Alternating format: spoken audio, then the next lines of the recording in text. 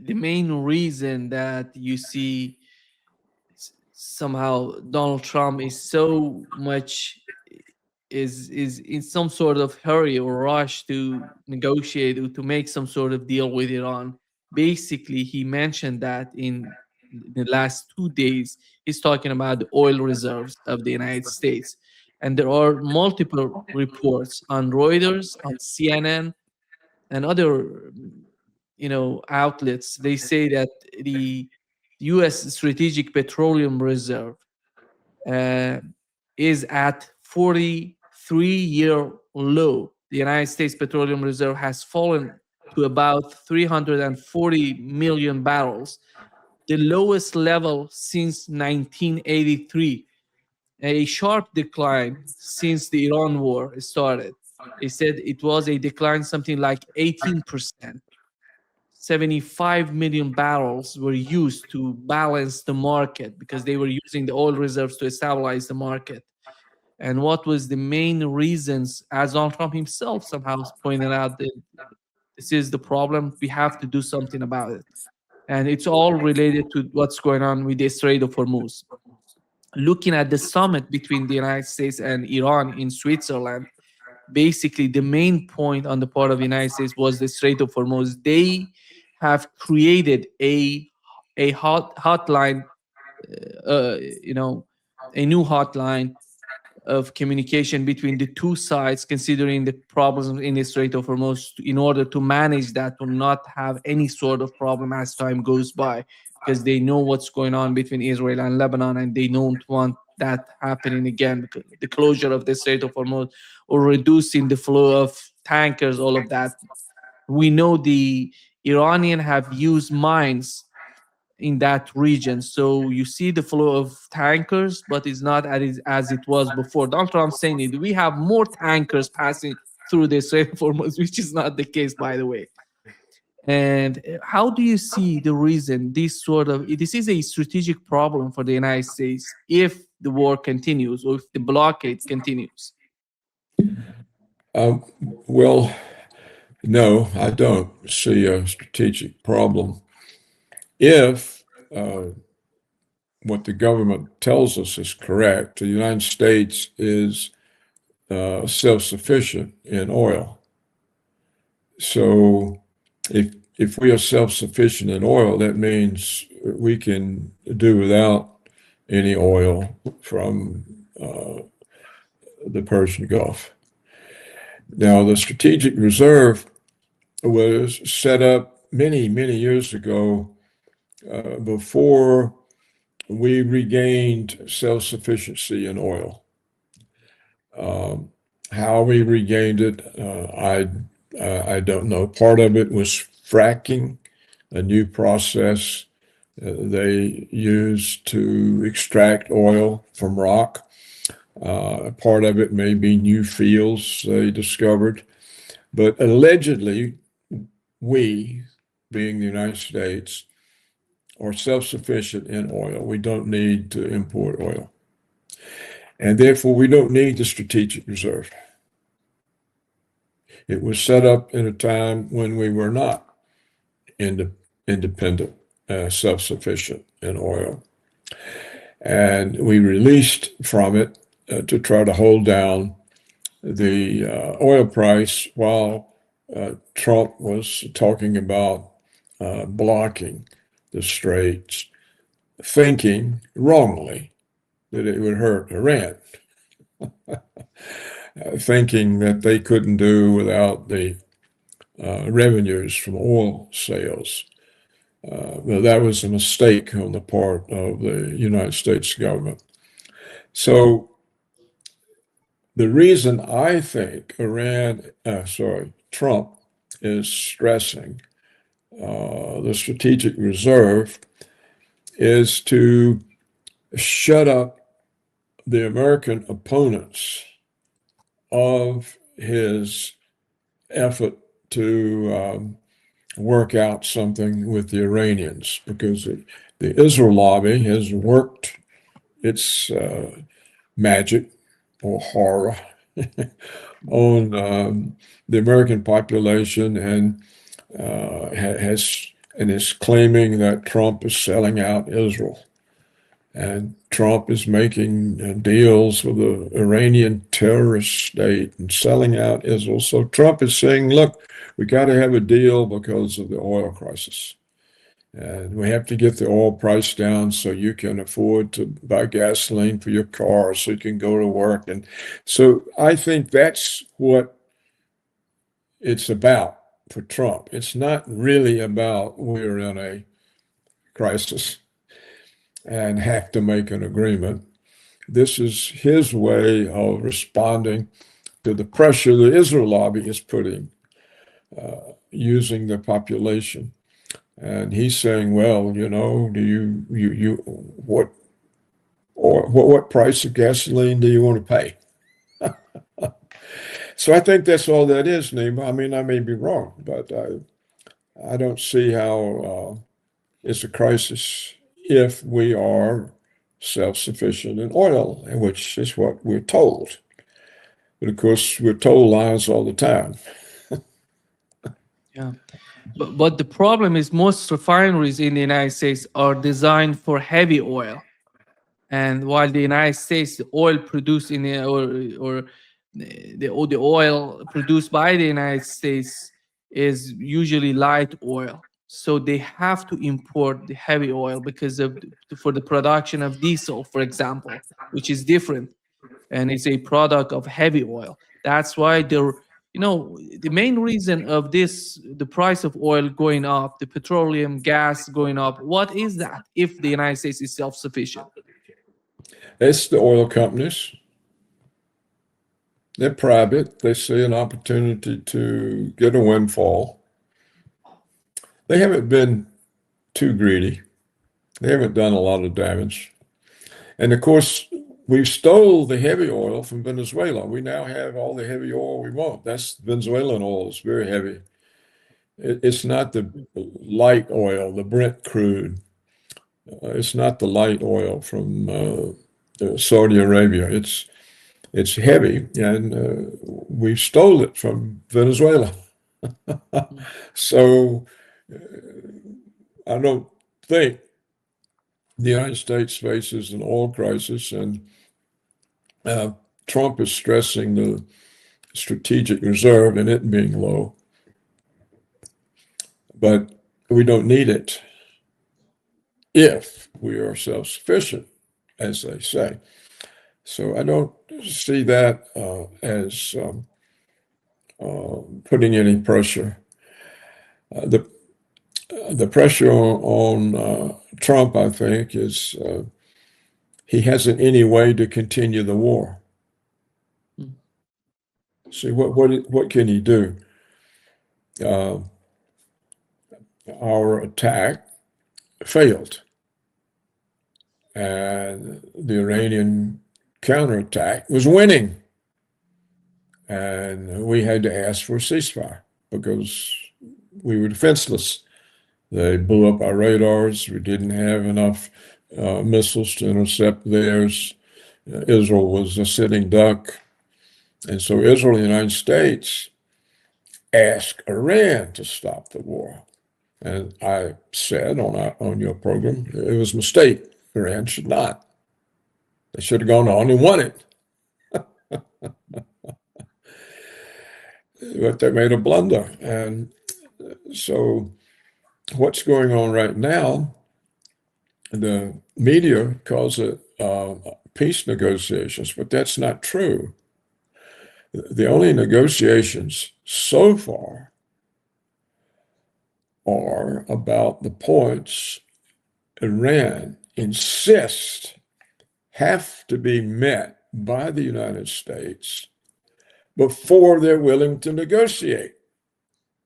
So the United States has got to stop the Israeli military activity in Lebanon. The United States has got to not interfere with oil flows through the Strait of Hormuz during the period of negotiations, that is, for those 60 days. The United States has got to release the Iranian assets that the Americans froze or stole or whatever. And the United States has to accept that the waterway is a question of Iranian sovereignty, and that movement through the strait will be controlled by Iran and Oman together in agreement. So, first of all, the United States has to agree to those. And of course, the hardest thing is to make Israel stop the military aggression in Lebanon. Now, if the United States is able to comply with those terms, then peace negotiations start, and they have 60 days.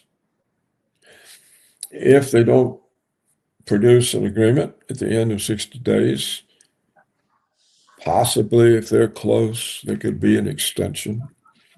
Otherwise, all the agreements, all of Israel can renew its military aggression. The United States can again try to block the strait.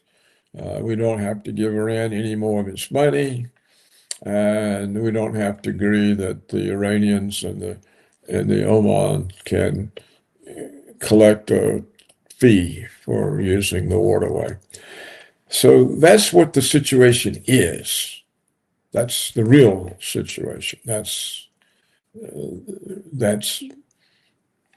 not what the media. The media acts like we've already got a peace. We already got a peace deal, and the negotiations haven't started. The negotiations were about, will you Americans abide by these terms? Because those are the only terms Iran will agree to talk. So that's all that's being established right now. So, Paul, there is some sort of panic in Israel.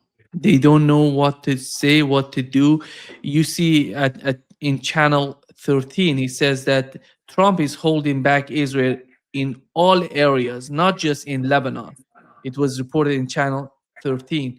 And they're attacking the Zionists by, in the media, in the mainstream media, in the United States, Mark Levin and those people, the politicians, they're attacking, right and left. They're attacking J.D. Vance and Donald Trump.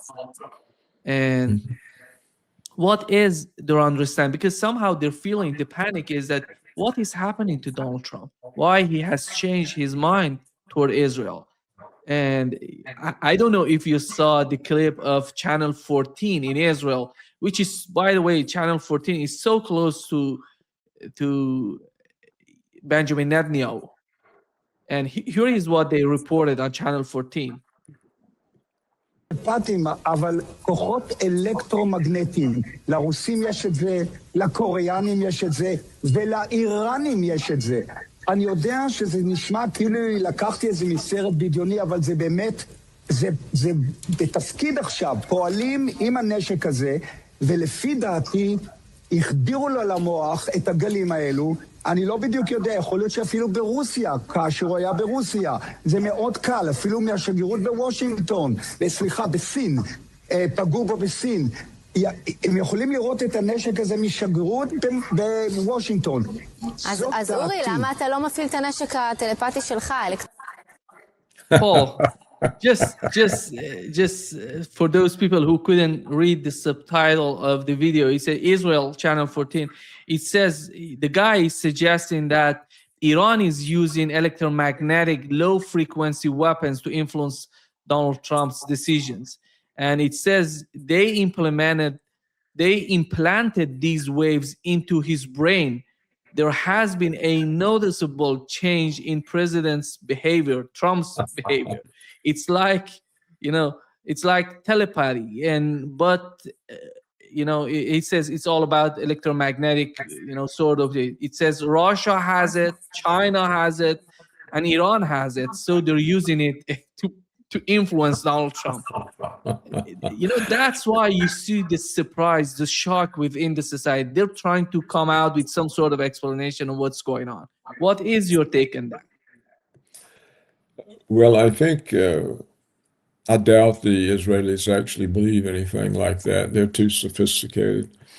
But I think what they're doing is rousing up the Zionists, particularly the ones in America, to put more pressure on Trump.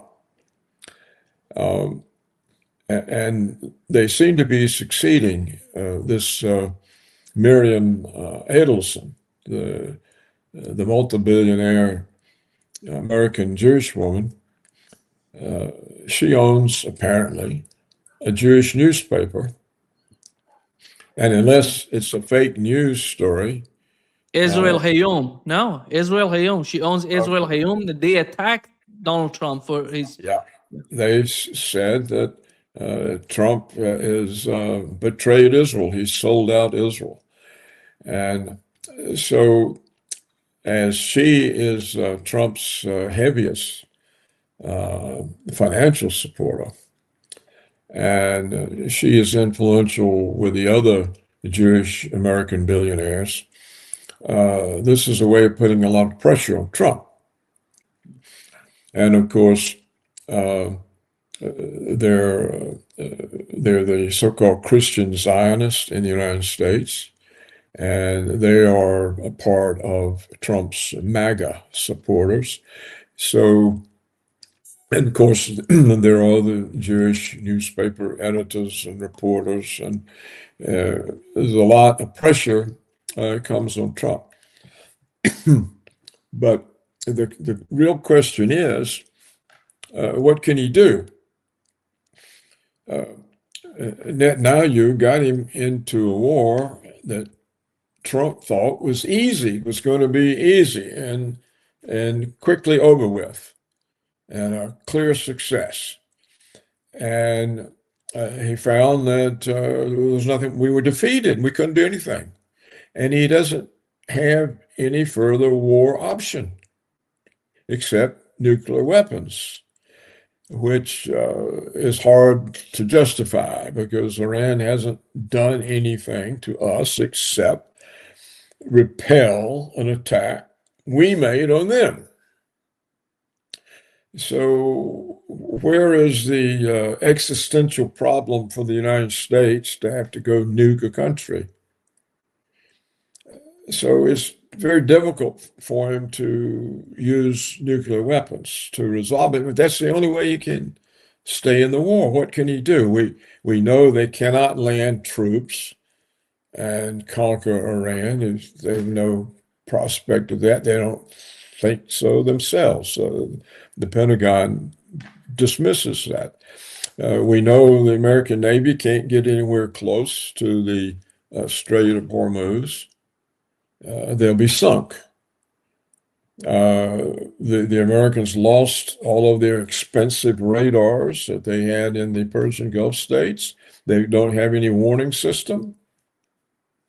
They have a very low supply of interceptor missiles. They can't intercept the incoming Iranians, and neither can Israel.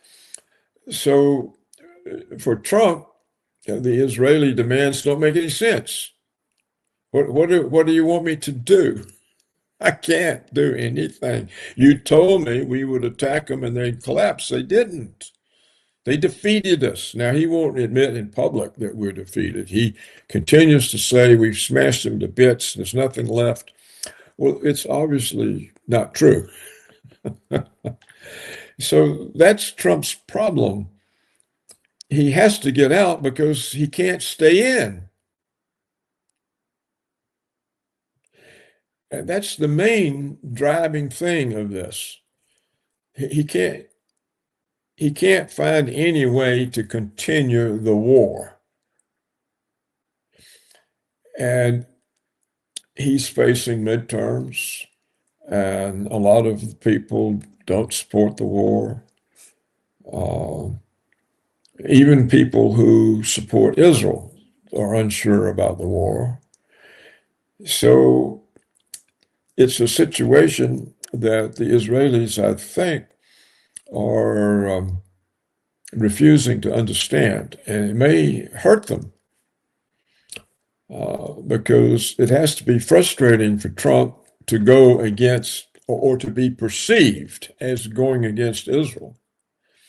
But he really hasn't any alternative to trying to end this conflict. See, no one has come up. We don't have a plan from the Secretary of War on how we can continue the war. The State Department doesn't have a plan on how we can use diplomacy to organize the Middle East against Iran. We don't. These are the kind of things that you would have to do to continue the war. The State Department would have to be out talking to the Turks, the Saudi Arabians, to whoever. Help us move against Iran, help us force this or that on the Iranians.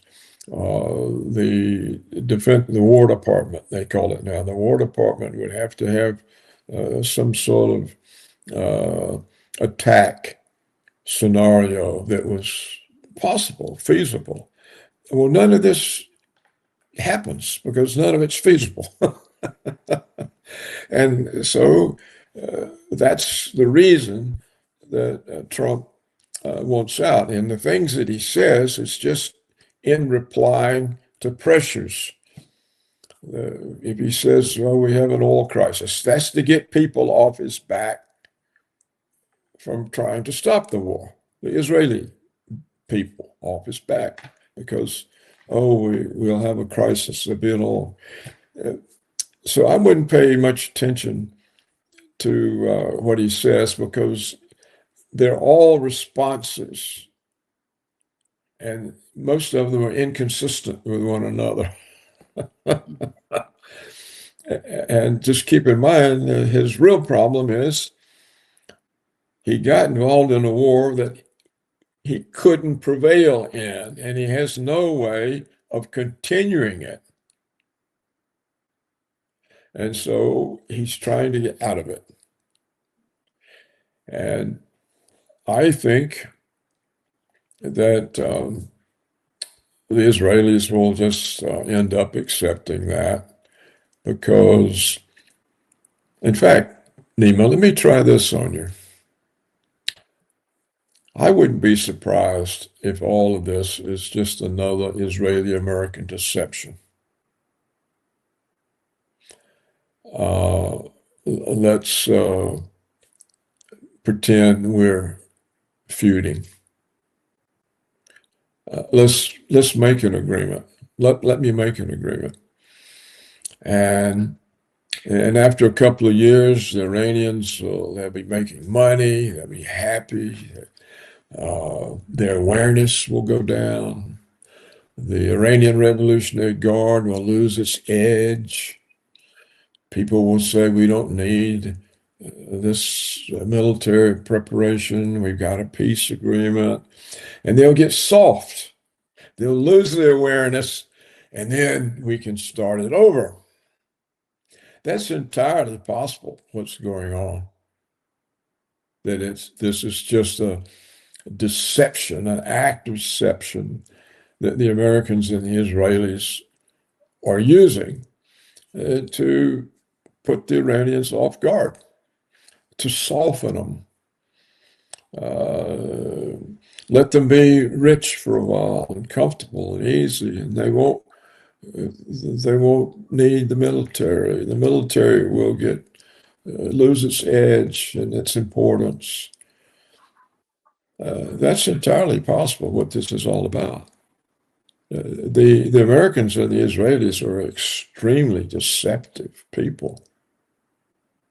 Deception they thrive on deception. And that's entirely possible.